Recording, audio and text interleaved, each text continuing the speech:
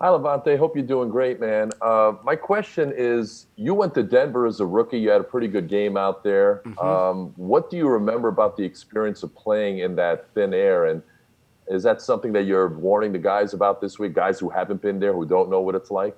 Uh, I mean, it was a while back, so I really can't remember exactly how I felt during it, but I know I had a lot of energy. I mean, obviously, I was a rookie out there playing around, just running around.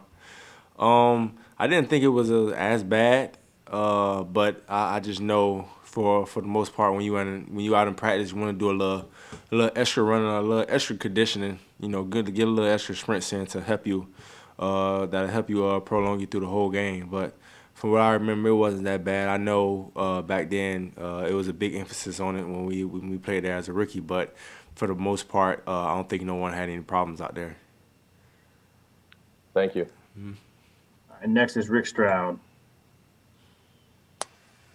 Lavonte, you pretty much told everybody this defense had a chance to be special. hmm Are we starting to see that now? We know what you did against New Orleans, but with the turnovers, is that the next level for you Yeah, that's the main thing. That's the main guys? thing. I know turnovers was a big deal for our success last year, and we wanted that to turn around. We didn't get it done in the first game against NO, and then we was able to turn around and get it done last week against Carolina, and it helped propel us to a victory.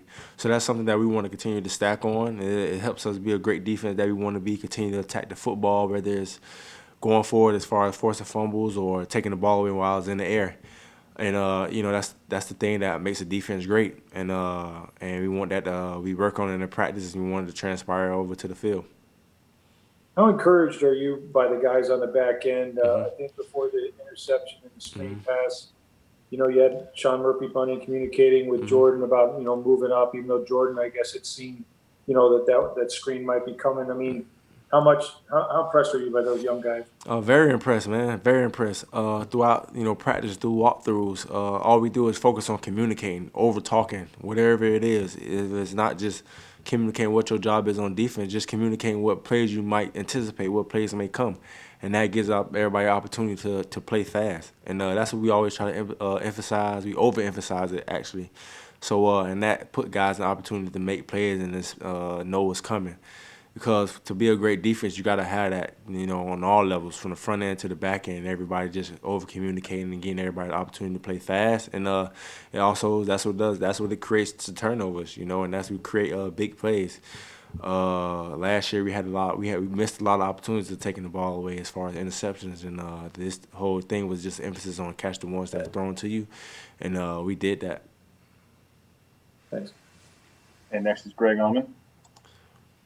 Hey, Levante, with Antoine Winfield in particular, just want to see if there's a play you can point to. He seems to have picked things up really quickly Yes, for a yes. kid just in his first 2 games. Just a play where he knew what was coming, was in the right place, and made the most of it. I think Twan just he knows football. He's one of those kids who's a football player, and then his common sense takes place, and then just knowing football 1-on-1, where he fit, where he's supposed to fit, and where he's supposed to be at on the back end. I just know Twan. He flies around. I know last week he got pressure on Drew Brees blitzing off the edge, and this week he was able to come home with it.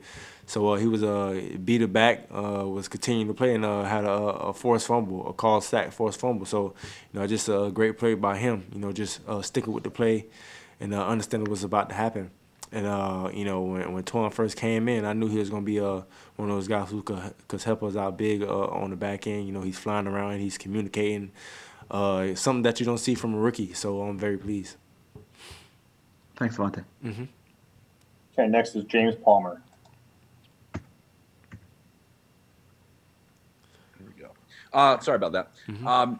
Shaq's never really been very quiet about the way he feels about something or his confidence in that sense. Going back to Denver, what has he been like in practice, and what do you think he kind of wants to achieve against the team that kind of let him walk out of the building? Yeah, I mean, of course, knowing Shaq, he won the ball. He want to dominate. He want to dominate the game as much as he can. And he want to take over the game if he can.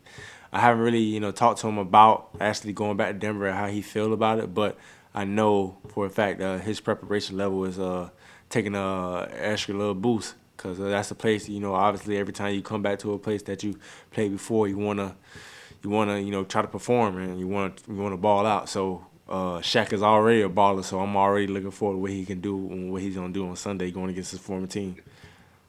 And with everybody talking about how fast you guys are moving in year two for Todd Bowles, how is it when you within a game for you and Devin to operate with who's in front of you to allow you to move and play with the speed you play with because of the guys that are on the D line right in front of you? Because you know who you're working with. When you know who you got in front of you, you know how you can play off of them, and it gives you the opportunity to play fast. And you know when you know what's the guy going to do, and you know how he's going to play against a certain block. It gives you the opportunity to play fast and give you the opportunity to shoot gaps, and that's what you've been seeing. Everybody's just working well together. We communicating, like I said earlier. Everybody's communicating before the snap, during the snap. We communicating, so it's just pretty. It's a confident thing. Once you get a little settled in, not really settled in, but once you get a little confidence playing the defense that you kind of know. It gives you the opportunity to do those things, and that's what we're trying to do, and that's the next level that we're trying to take. We was pretty solid last year. Now we're just trying to be great and just put it all together. Thanks, Lavonte. Yep. Okay, next is going to be Janelle Lane. Hey, Lavonte, just wondering, what's the biggest area of growth that you've seen so far with your defense from last year to this year? Yeah, I mean, it goes back to the communication. I mean, we talked a lot last year. We talked about, what we got in different coverages or whatever, but this year it's just that little extra, whether it's, watch this when you get this, and then when you get a certain route, you're telling the guy why he's running the route. It's continuous talk. That's what we trying to do is continuous talk. It's like nobody's never shutting up out there. Everybody just talking and talking, like when the play is going on, and getting everybody's alerts and things like that. So that's something that you don't see often, that I haven't really seen often, but it's something that coach make an emphasis on, and it's something that we're trying to take on the field because it helps us out a lot. And the confidence level that those guys have, man, when they out there, all they try to do is just make a play, and I try to tell them to have that mentality that the guy you're going against is not better than you, and they taking that on the field. And it starts in the meeting rooms, understanding what the assignment is, understanding what they have, and then taking it on to the practice field, and all it does is just bring confidence, and you see it day by day. It's no small feat for any player to have double-digit tackles or a sack, forced fumble, but for a guy to do it in his second game ever in the NFL with Antoine Winfield Jr., what can you say about the job that he's done, and what's allowing him to have success so quickly? Just him just understanding what he do, paying attention to details, understanding what his job is, and executing at a high level, and knowing that he could be who he is with guys like us around him, guys who he can count on. We all know we got all each other's back, so it gives the people opportunity to go out there and play fast, and then for him to come out there and just be comfortable as a rookie to go out there and be able to play the game that he knows how to play it, it's really fun to see. And once Antoine first got here, he was one of those rookies that just was talking on the back end, communicating, and then you knew that he was probably going to get an opportunity to play. And right now he's taking advantage of it. Appreciate it. Thanks, Lavonte. Yep. Okay, next is going to be Steve Isbitz. Lavonte, there will be about 6,000 fans in the stands in Denver. Are you excited about that? And has the no fans thing affected you at all on the field? I'm excited. It's always fun to play with fans in the stadium. It's gonna be fun to be around that. But with the no fans thing, I mean, it just it's a lot of people been saying it, but it really is kind of like practice. We bring our own energy out at practice. You have a little enthusiasm through your teammates. You out there making plays and having fun, and then the trash talking. You can hit the trash talking a little more, so that makes it even fun. But just the stadiums opening up, having fans a little more and more. It's pretty good to see to have fans out there and just be able to watch two football teams go at it. And has anything stood out to you about the team's attitude in practice, coming off a win versus coming off a loss? Just the focus level. We try to we don't try to be too high. We don't try to be too low. We were 1-1, and the main thing is just our focus level. We just want to go out there and have a better Wednesday than we had the previous Wednesday, and that's what we try to do today. Last week was last week. Now you want to just try to take it one day at a time. So you want to be better than what you did last Wednesday, and we want to be better than what we were last Thursday, and try to keep stacking positive days. So That's the main thing, man. Everybody just staying focused. We only a 1-1 football team, so we not great. We still not where we want to be. So we just have to have that in our mind to find anything we can do to get better. We have time for two more. We're going to go with one from Luke Easterling, followed by Rick Stroud. Lavonte, we're 2 weeks into the season, and it looks like, for the most part, the NFL has done probably as good a job as could be expected in relation to the COVID protocols and avoiding outbreaks and that sort of thing. What's your experience been like with that, and as a captain on this team, as a respected veteran? Is that something, in terms of making the right decisions off the field, that you've been kind of in your guys' ears about to make sure they stay committed to that? Oh yes, most definitely. It's something that it's something that everybody has to take serious, because we're one guy. If one guy can mess up our whole season. So we just try to hold guys accountable. That's the main thing. I mean, everybody's a grown man, but at the same time, you have to do what's right. For the people who you go out there and play with.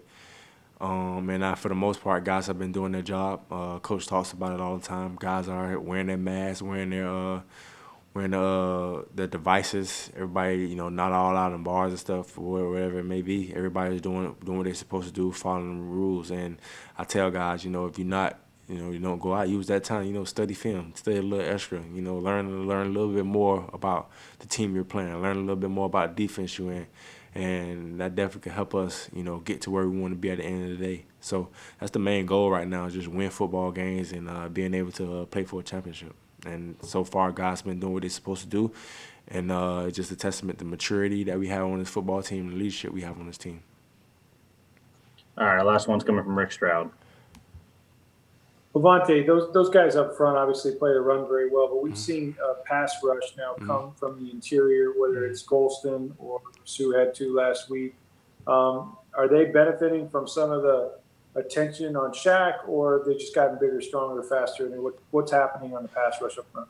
I believe it's just the opportunity that they're getting. We getting a lot of opportunities to rush the passer because, once we have that mentality to stop and run, and then we take away a run game, make a team one-dimensional, and they try to pass the ball, it gives guys more opportunities to rush the passer, and that's what you've been seeing. Like you said, Sue had a couple sacks last week. Will Golston had one. I think JPP had one as well. So it's just giving those guys, interior and outside, a chance to rush the passer and obviously, granted, we got Shaq and JPP on the outside, so it does, kept those interior guys a lot more too as well.